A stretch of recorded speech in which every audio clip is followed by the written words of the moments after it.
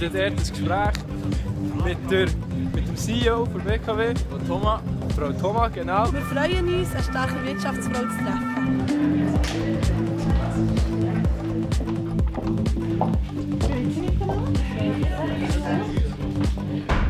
Ihr habt jetzt mehrere Leute entlassen. Habt ihr euch selber auch einen Boni ausgezahlt? Ja, also in der BKW ist es natürlich so, dass wir uns nicht selber einen Boni auszahlen. Das läuft bei uns nicht so. Die Boni, die wir haben, die werden durch den Verwaltungsrat bestimmt.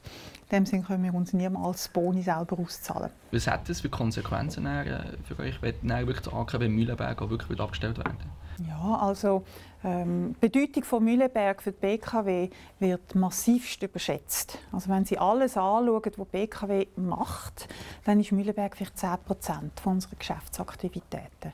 Das ist in der öffentlichen Wahrnehmung ganz anders. Das ist eines von diesen Beispielen, dass das, was man öffentlich wahrnimmt und das, was in der Firma läuft, überhaupt nicht unbedingt das Gleiche ist. Wie ist das mit dem Import? Also ich sehe, ihr hier importieren. Warum tut man exportieren und gleichzeitig importieren? Oder, was ist da der Vorteil? Weil der Strombedarf und immer mehr auch die Stromproduktion ist eben nicht stabil, sondern eben in der Nacht braucht man halt ein bisschen weniger Strom und am Tag, wenn die Maschinen laufen und die Leute arbeiten und gekocht wird und so, braucht man mehr Strom. Und der internationale Stromhandel ist dazu da, Produktion und Konsum miteinander in Übereinstimmung zu bringen. Frau Thomas hat 2 Töchter und sogar ein Grosskind. Wie hat es geschafft, Karriere und Familie unter einen Hut zu bringen? Heute erzählt man allen jungen Leuten, ui, das ist dann schwierig und das ist dann anstrengend und so. Und ich war dort beeinflusst von Amerika. Mein Ex-Mann ist auch Amerikaner und in Amerika ist das etwas von normal, dass die Mütter arbeiten. Das ist erst, als ich meine Kinder hatte, dass ich gemerkt habe, dass ich eigentlich zu den Wenigen gehöre und dass ich auch noch von der Gesellschaft so mit Argusaugen angeschaut werde. Das habe ich dann, dort habe ich so ein bisschen angefangen zu merken. Das war anstrengend, ganz klar. Ich habe in dieser Zeit nicht viel mehr gemacht als Arbeiten und die Familie haben. Aber es war sehr schön und sehr lohnenswert. Das heißt, Sie würden sicher auch nicht empfehlen, beide Wege zu gehen, wenn man es will. 100%. Nur nichts anderes, um Gottes Willen. Also, eure Einstellung zur Frauenquote hat sich ja in den letzten Jahren geändert. Was war der ausschlaggebende Punkt? Das ist ein Thema, mit dem ich nach wie vor ein bisschen ringe.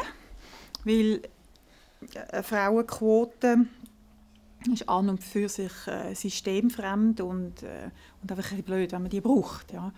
Auf der anderen Seite gibt es schon immer noch unsichtbare Hindernisse, die den Frauen begegnen in der Wirtschaft. Sie sind ein bisschen im Psychologischen, sie sind im Sprachlichen. Ja, oder wenn Sie an einen Chefarzt denken, dann denken Sie sicher zuerst an einen Mann, also ich auch, und nicht an eine Ärztin. Das sind alles so Bilder, also es sind ganz viele kleine Sachen, wo nicht einmal böser Wille dahinter muss sein, wo dann im Ganzen den Frauen die Chancengleichheit nehmen. Ja. Ihr habt kürzlich über 200 Stellen abgebaut. Könnt ihr da noch schlafen? Die oberste Verantwortung, die man hat als Leiterin von einem Unternehmen, ist, dass das Unternehmen zukunftsfähig ist, dass das Unternehmen weiter bestehen kann. Und Sie reden da mit einem Unternehmen, dem sein Hauptprodukt, der Strom, in einer sehr kurzen Zeit im Wert halbiert worden ist. Das heißt, es kommt einfach weniger Geld rein. Und wenn weniger Geld in ein Unternehmen hineinkommt und Sie haben immer noch die gleiche Kostenbasis, dann kommen Sie irgendwann einmal in ein Problem. Und zwar sehr viel schneller, als man denkt. Und es bleibt einem nichts anderes übrig, als die Kostenbasis auch runterzuholen. Weil sonst gibt es das Unternehmen einfach nicht mehr. Und dann verlieren nicht 200 Leute ihre Stelle, sondern 3'500. Und darum, und ich möchte nicht falsch verstanden werden, darum ist es fast eine Pflicht, das zu machen.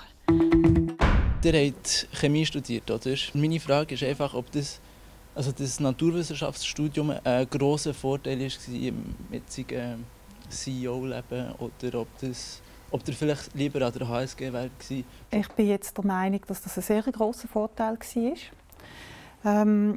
Weil ich während dieser Ausbildung an der ETH gelernt habe, auf eine ganz bestimmte Art zu denken. Ja. Also man geht durch eine recht rigorose Denkschule. Fast ein bisschen gleich, in welcher Disziplin man ist. Bei einem ein bisschen mehr, bei anderen ein bisschen weniger. Und das ist etwas, was mir im Alltag immer noch sehr, sehr stark hilft. Und es hilft mir natürlich vor allem auch, meine technischen Leute, die ich kann, sehr gut zu verstehen. Und wie weit sind Sie jetzt in der Ausbildung? Wann machen Sie Matur? 4,5 Monate. In 4,5 Monaten? Ah, okay. Es ist mir aufgefallen, dass es lang gegangen ist, bis die erste junge Frau etwas gefragt hat. Frauenquote, das ist schon gut und recht. Aber wir stehen ein bisschen vorne und machen die Männer machen das. Die tun die Ellbogen ausfahren, da können garantiert sicher sein. Ja? Wir sind jetzt gerade fertig mit dem Gespräch mit Frau Thoma und uns hat es alle wahnsinnig interessant gehört. Es war eine super Erfahrung, es hat Orientierung gegeben im Studium und so weiter. Es war sehr bereichernd. Sie hat uns viel erzählt, nicht nur von sich als CEO, sondern auch von sich als private Person. Und ja, es war spannend.